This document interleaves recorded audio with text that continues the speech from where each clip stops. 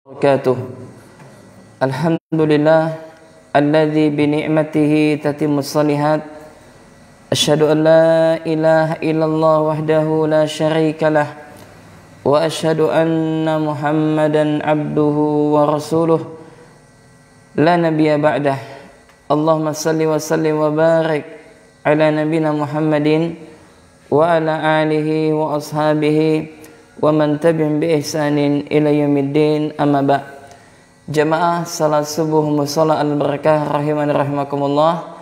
Kembali kita akan melanjutkan kajian kita tentang seputar masalah pra Ramadan, yang mana kita masuk kepada pembahasan ke-38, yaitu tentang masalah zakat fitrah. Dan ini adalah pembahasan terakhir kita. Ini adalah pembahasan terakhir kita daripada program ilmu syar'i menyambut bulan Ramadan yang suci. Pada pertemuan sebelumnya kita telah menjelaskan hukum zakat fitrah. Ya, kemudian kita juga telah jelaskan hikmah zakat fitrah. Kemudian kita juga telah jelaskan siapakah yang wajib mengeluarkan zakat fitrah. Nah, insyaallah pada hari ini kita masuk kepada poin ini. Ala man tajibu, ya, atas siapakah zakat fitrah ini diwajibkan? Maka disebutkan di sini tajibu 'alal hurri al-muslimi al-maliki lima yazidu an qutihi wa quti iyalihi yauman wa lailatan. Jadi zakat fitrah ini diwajibkan yaitu kepada siapa?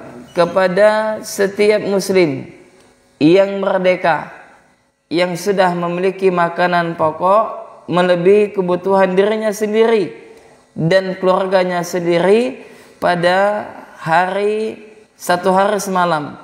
Maksudnya adalah ya, yang diwajibkan membayar zakat fitrah yang pertama dia adalah setiap muslim. Ya, setiap muslim ya, mereka wajib membayar zakat fitrah. Kemudian yang kedua, dia memiliki makanan pokok, jemaah. Artinya ada makanan ya yang pada hari tersebut, yang mana makanan ini kadarnya melebihi kebutuhan dirinya. Ya, misalkan ya berasnya berlebih, ya kemudian lauknya berlebih, ya kemudian dia ditambah lagi ada uang misalkan. Nah, jelas orangnya seperti ini berarti apa? Dia memiliki kemampuan untuk membayar zakat fitrah. Ya. Kemudian kata Syekh, wa tajibu alaihi an nafsihi wa amman taltazamuhu wa amman talzamuhu nafaqatuhu. Ya, dan yang bertanggung jawab, yang membayar zakat fitrah ini adalah orang yang menjadi tanggungannya. Ya, artinya ya dia juga wajib membayarkan zakat fitrah orang-orang yang menjadi tanggungannya. Siapa misalkan kazaujatihi, istrinya. Ya, jadi siapa yang wajib membayar zakat fitrah bagi istrinya? Itu suaminya. Wa abnaihi, dan anak-anaknya, wa khadamihi, dan pembantu-pembantunya. Idza kanu muslimin, kalau seandainya mereka semuanya adalah kaum muslimin. Ya, gitu ya. Jadi kesimpulannya adalah zakat fitrah ini diwajibkan kepada setiap muslim dan muslimah bagi mereka yang mampu, dengan syarat adanya makanan pokok pada hari tersebut yang mana makanannya adalah berlebih. Ya, makanannya berlebih untuk sehari semalam, dan dia wajib membayarkan zakat fitrah terhadap orang-orang yang di bawah tanggungannya, seperti istri, anak-anaknya, dan juga pembantu-pembantunya, apabila mereka semuanya adalah orang yang beriman atau orang yang Islam atau muslim. Mana dalilnya? Dalilnya adalah dari Abdullah bin Umar, qala, dia mengatakan, amara Rasulullah sallallahu alaihi wasallam bi sadaqatil fitri an-saghir wal kabir wal hurri wal abdi mimman tamunun.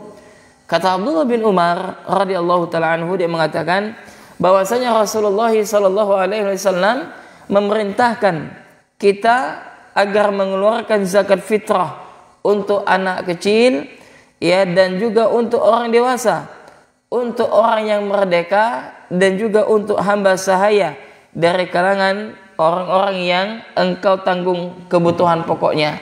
Ya, jadi artinya, ya, yang tugas, ya, menunaikan zakat fitrah adalah orang-orang yang menanggung, ya, orang-orang yang menanggung keluarganya, seperti tadi istri, ya. Jadi siapa yang berhak mengeluarkan zakat fitrah? Jadi suaminya. Jadi Anda, wahai para istri, Anda tidak memiliki kewajiban karena ada yang menanggung Anda. Siapa? Suami Anda. Kalau seandainya suami Anda dia mampu dan tidak mau melaksanakan zakat fitrah, jelas dia berdosa. Kenapa? Karena hukum zakat fitrah itu adalah suatu kewajiban. Kemudian jemaah, kita bahas pada poin selanjutnya, qadruha. Nah, berapa takaran zakat fitrah?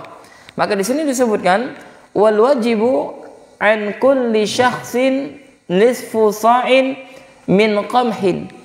Ya, jadi takaran, ya, zakat fitrah itu kata Syekh bahwasanya wajib setiap individu, ya, wajib setiap kaum muslimin mengeluarkan zakat fitrah itu sebesar setengah sok gandum atau satu sok kurma, ya, atau satu sok daripada zabibin. Ya, zabibin ini adalah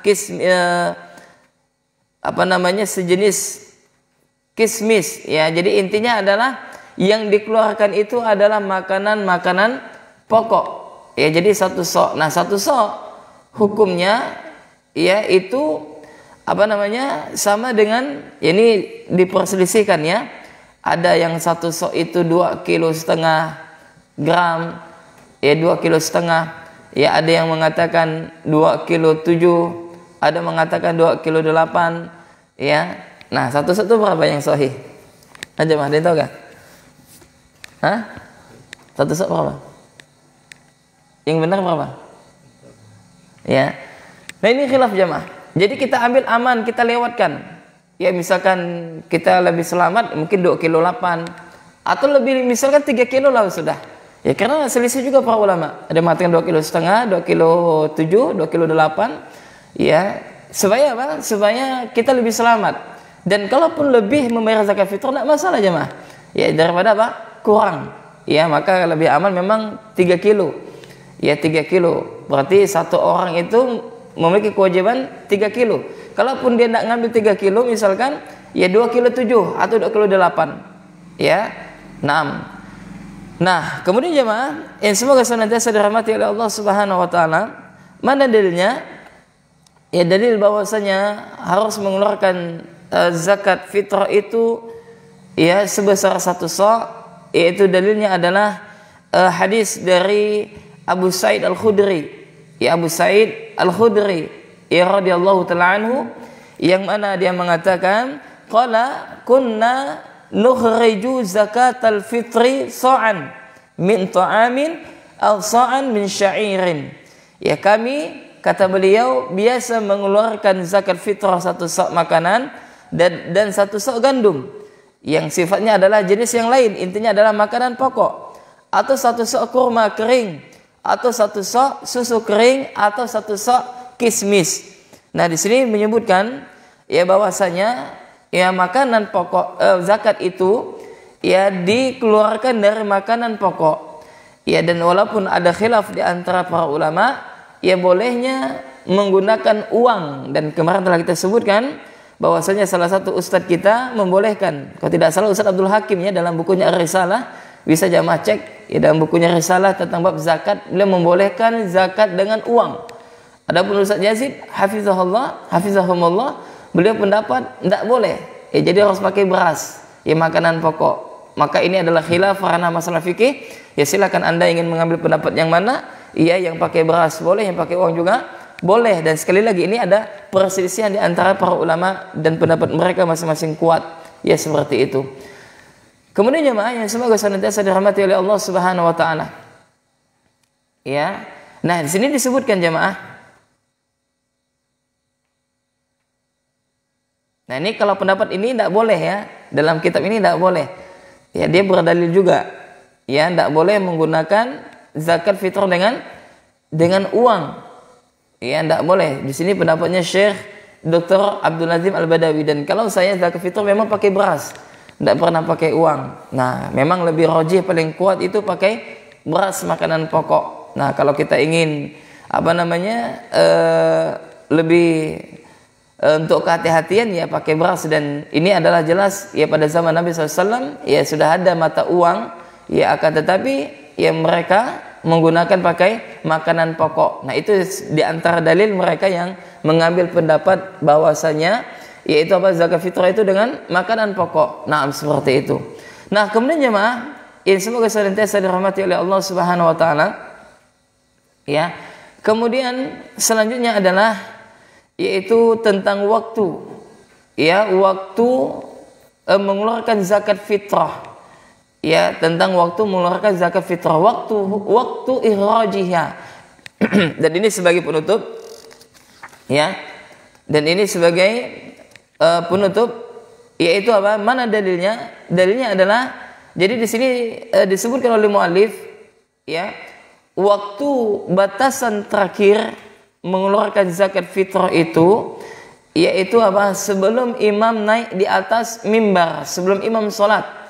Ya, disebutkan bahwasanya Abdullah bin Umar radhiyallahu taala anhu, dia mengatakan, amara Rasulullah sallallahu alaihi wasallam bi zakatil fitri an tuaddi qabla khurujin nasi ila sholati.